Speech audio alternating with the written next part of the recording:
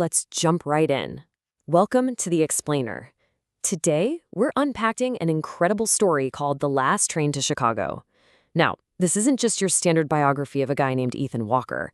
No, it's this profound, almost cinematic journey from the absolute depths of rural poverty all the way to the absolute heights of city triumph. So, let's get into it. $47. I want you to just picture the scene for a second. It's a freezing, rainy night. 22-year-old Ethan Walker is standing completely alone at this tiny train station in rural Kansas. And that number, $47, that was his entire net worth. Literally everything to his name. In his backpack, he's got just a few clothes, a notebook, and a photograph of his family. The vulnerability of that moment is just staggering. So how exactly did he end up on that lonely platform? Well, his situation unraveled incredibly fast. Just 3 months earlier, he lost his job. Then, weeks later, as the bills relentlessly piled up, his savings completely disappeared. And that brings us right back to this rainy night. He's stuck. His confidence is fading. He's basically watching everyone else move forward while he feels completely frozen in place. But then comes the inciting incident. After yet another failed job interview, he gets a text message from an old college buddy up in Chicago. It reads, "A construction company is hiring." It's not glamorous, but it's a chance. A chance. That single word was the spark. That one text actually pushed him to take a massive leap of faith, board that midnight train, and leave literally everything behind. So this train ride lasted straight through the night. And while most of the other passengers were fast asleep, Ethan just couldn't sleep. He sat there staring out the window, watching these distant lights flicker across the dark. Around midnight, an elderly stranger sat down next to him. The man took one look at Ethan and said, "You look worried." Ethan admitted that, yeah, it was pretty obvious. But the stranger just smiled and told him he only recognized that look because he once wore it himself. They ended up talking for hours. The old man shared his own stories of arriving in America decades ago with absolutely nothing but determination, working odd jobs, and ultimately finding success. Right before leaving his seat, the old man handed Ethan a small piece of paper with just a 6-word message. Success begins where excuses end. Ethan folded that paper up and carefully tucked it into his wallet. And as you're going to see, that short little sentence becomes the absolute thematic anchor of his entire life. The very next morning, the jarring shift in his reality hits him immediately. He goes from the dark, isolated quiet of rural Kansas straight into the sprawling, deafening grid of Chicago.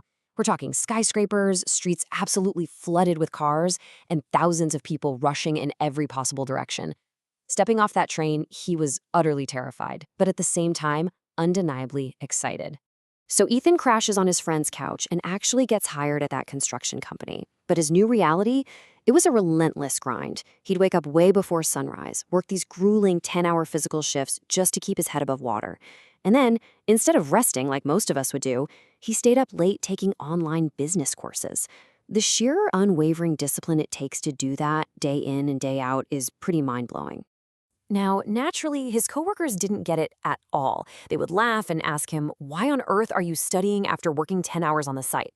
But Ethan always fired back with the exact same defiant answer. "Because I don't want tomorrow to look like today." Think about how powerful that is. I really want to challenge everyone watching this to reflect on that for a second. Are we making excuses, or are we putting in the actual work so our tomorrow doesn't look exactly like our today? Well, years of this intense dedication finally pay off. Promotions followed, and eventually, Ethan finds himself managing entire construction sites. But, he still wanted more. While running these sites, he spotted a massive gap in the industry. Small contractors were fiercely struggling to organize their projects efficiently. It was this glaring, obvious problem that his bosses were just completely ignoring. So Ethan decided to fix it himself. Of course, building this breakthrough was anything but easy. He took a massive risk, pouring every cent of his life savings into creating a simple piece of construction software. And those early versions, they were glitchy.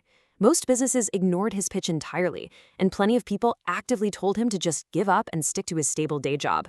But every single time he was tempted to throw in the towel, he remembered that faded note from the train: "Success begins where excuses end."